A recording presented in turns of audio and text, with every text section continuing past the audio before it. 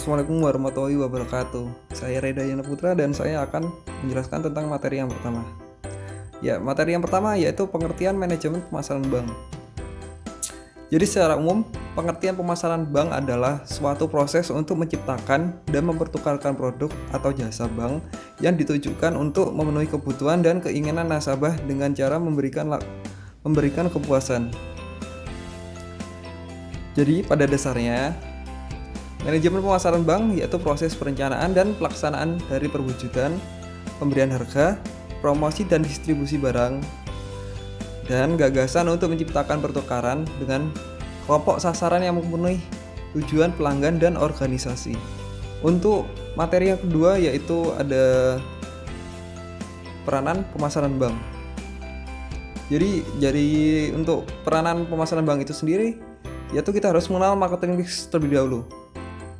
Dari marketing mix itu akan dibagi jadi 4P dan 3P. Yang pertama ada 4P. 4P ini untuk pemasaran. Jadi 4P itu termasuk produk, price, promotion, dan place. Dan untuk 3P itu sendiri ditujukan untuk perusahaan jasa.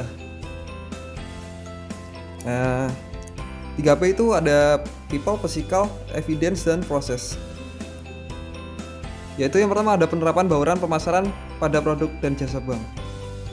Jadi yang pertama ada produk. Dari produk ini sendiri yang penting diperhatikan dalam desain dan produk jasa bank adalah atribut yang menyertai seperti sistem, prosedur, dan pelayanan. Desain produk dan jasa bank juga memperhatikan hal-hal yang berkaitan dengan ukuran bentuk dan kualitas. Yang kedua ada price. Price itu sendiri adalah pengertian harga dalam produk dan jasa bank berupa kontra prestasi dalam bentuk suku bunga baik untuk produk simpanan maupun pinjaman, serta fee untuk jasa-jasa perbankan. Yang ketiga ada promotion. Kegiatan promosi pada produk dan jasa bank pada umumnya dilakukan melalui iklan di media massa atau televisi. Banyak kan? Yang keempat ada place, atau disebut juga saluran distribusi. Saluran distribusi produk dan jasa bank berupa kantor cabang yang secara langsung menyediakan produk dan jasa yang ditawarkan. Yang kelima ada people. Ciri bisnis bank adalah dominannya unsur personal approach baik dari jajaran front office, back office sampai tingkat manajerial. Para pekerja bank dituntut untuk melayani nasabah secara optimal. Dan keenam ada physical evidence. Biasanya juga disebut bukti fisik yang terdiri dari adanya logo atau simbol perusahaan, moto fasilitas yang dimiliki, seragam karyawan, laporan kartu nama, dan jaminan perusahaan. Jadi kayak identitas ya. Dan selanjutnya ada proses, meliputi sistem dan prosedur, termasuk persyaratan ataupun ketentuan yang diberlakukan oleh bank terhadap produk dan jasa bank. Ya, sekian dari materi yang saya sampaikan, dan kemudian akan dilanjutkan oleh teman saya. Selanjutnya saya akan menjelaskan tentang pemasaran produk dan jasa bank menggunakan triangle marketing. Di dalam memasarkan produk dan jasa bank, maka bank berusaha memuaskan nasabahnya agar tidak berpaling pada pesaing. Di dalam konsep pemasaran produk dan jasa perbankan, dikenal istilah triangle marketing, yaitu meliputi berbagai kegiatan pemasaran yang satu dan lainnya saling berinteraksi secara umum. Kegiatan pemasaran yang saling berinteraksi digolongkan menjadi 3, yaitu yang pertama, internal marketing. Internal marketing adalah garis yang menghubungkan antara karyawan dan bank. Agar bisa memasarkan produk bank, maka bank tidak boleh melupakan para karyawannya. Mereka harus diberikan sosialisasi tentang produk dan jasa bank apa saja yang dapat dipasarkan kepada nasabah. Yang kedua, external marketing. External marketing adalah garis yang menghubungkan antara nasabah dengan bank, hubungan langsung antara nasabah dan external marketing. Yang ketiga, interaktif marketing. Interaktif marketing adalah garis yang menghubungkan antara employee dan customer. Di sini karyawan harus memahami produk dan jasa banknya agar dapat ikut serta membantu program pemasaran dan menjelaskan dengan menarik dan benar bila ada pihak luar atau nasabah yang ingin mengetahui produk dan jasa bank di tempat karyawan tadi bekerja. Selanjutnya, tujuan pemasaran bank. Secara umum, tujuan pemasaran bank adalah sebagai berikut.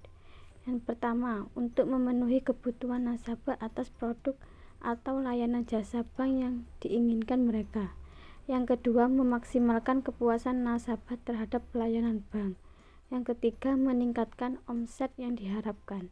Yang keempat, agar bisa menguasai pasar perbankan. Yang kelima, dalam rangka menghadapi persaingan yang semakin ketat. Yang keenam, dalam rangka untuk memperluas jaringan bisnis. Baik, selanjutnya saya akan menjelaskan tentang strategi pemasaran bank. Strategi pemasaran bank itu ada 4. Yang pertama, strategi produk. Yang kedua, strategi harga. Yang ketiga, lokasi dan layout. Dan yang terakhir yaitu strategi promosi. Yang pertama, strategi produk adalah segala sesuatu yang dapat ditawarkan ke pasar untuk mendapatkan perhatian untuk dibeli, untuk digunakan, atau dikonsumsi yang dapat memenuhi kebutuhan dan keinginan. Strategi produk yang dilakukan oleh perbankan dalam mengembangkan suatu produk adalah contohnya yaitu penentuan logo dan moto, menciptakan merek, menciptakan kemasan, dan keputusan label. Yang kedua yaitu strategi harga. Adalah penentuan harga menjadi sangat penting untuk diperhatikan, mengingat harga sangat menentukan laku tidaknya suatu produk dan jasa perbankan. Salah dalam menentukan harga dapat berakibat fatal terhadap produk yang ditawarkan. Tujuan penentuan harga diantaranya ada 5. Yang pertama yaitu untuk bertahan hidup, untuk memaksimalkan laba, untuk memperbesar market share, meningkatkan mutu produk, dan yang terakhir yaitu karena persaingan harga. Yang ketiga yaitu strategi lokasi dan layout. Menentukan lokasi kantor beserta sarana dan prasarana pendukung menjadi sangat penting. Hal ini disebabkan agar nasabah mudah menjangkau setiap lokasi bank yang ada.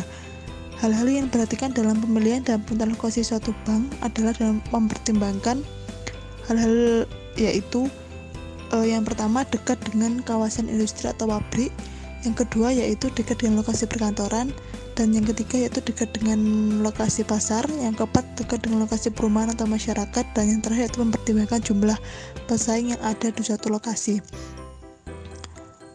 Penentuan layout dapat dilakukan untuk 2 macam, yaitu layout gedung dan ruangan. Keduanya saling mendukung kenyamanan nasabah serta keamanan nasabah dalam berurusan dengan bank. Hal yang diperhatikan untuk layout gedung adalah sebagai berikut. Yang pertama, bentuk gedung. Yang kedua, lokasi parkir yang luas. Yang ketiga, keamanan di sekitar gedung. Yang keempat, tersedia tempat ibadah. Dan yang terakhir yaitu tersedia telepon umum atau fasilitas lainnya khusus untuk nasabah. Sedangkan layout ruangan yang harus diperhatikan adalah yang pertama, suasana ruangan terkesan luas dan lega. Yang kedua, tata letak kursi dan meja. Yang ketiga, hiasan dalam ruangan. Dan yang terakhir yaitu sarana hiburan seperti musik. Strategi yang terakhir yaitu strategi promosi. Promosi merupakan sarana yang paling ampuh untuk menarik dan mempertahankan nasabahnya. Tujuan promosi bank adalah menginformasikan segala jenis produk yang ditawarkan dan berusaha menarik calon nasabah yang baru. Paling tidak ada 4 sarana promosi yang digunakan oleh setiap bank. Di antaranya yaitu periklanan atau advertising. Yang kedua yaitu promosi penjualan atau sales promotion. Yang ketiga yaitu publisitas atau publicity. Dan yang terakhir yaitu penjualan pribadi atau personal selling. Selanjutnya akan dijelaskan oleh rekan saya. Selanjutnya, pentingnya pelaksanaan riset bank. Yang pertama, pentingnya pelaksanaan riset bank dikarenakan A. Mengembangkan teori, hipotesis, dan referensi-referensi yang ada di bank pada umumnya. Yang B. Mengukur kinerja perbankan terhadap perekonomian secara umum. Dan C. Menggali potensi yang sudah dikembangkan dalam perbankan. Yang kedua, peran utama dalam melakukan riset. Pemerintah, akademisi, lembaga perbankan yang berkaitan. Selanjutnya, persaingan dalam pemasaran bank. Secara garis besar telah banyak strategi yang dilakukan pihak perbankan untuk menjadi bank yang terbaik dalam mampu menguasai pasar. beberapa di antaranya. Yang pertama, dengan melakukan promosi dan pemberian hadiah yang menarik bagi nasabahnya sebagai upaya agar masyarakat tertarik untuk menabung di bank tersebut. Yang kedua, melakukan pengembangan dalam bidang teknologi perbankan untuk memenuhi kebutuhan masyarakat yang semakin luas. Yang ketiga, meningkatkan pelayanan dan kenyamanan kepada nasabah, baik dari segi cara pegawai melayani nasabah sampai kepada urusan kenyamanan ruangan menjadi target perbaikan. Yang keempat, menawarkan suku bunga tabungan yang bersaing. Dan yang kelima, membuka kantor cabang, unit layanan, kantor pembantu, memperbanyak mesin ATM, serta penawaran berbagai macam kemudahan bagi calon nasabah. Proses yang dilakukan untuk dapat melahirkan pemasar handal adalah melalui yang pertama, persaingan. Seorang pemasar terbaik harus lahir dari sebuah persaingan atau kompetisi yang ketat.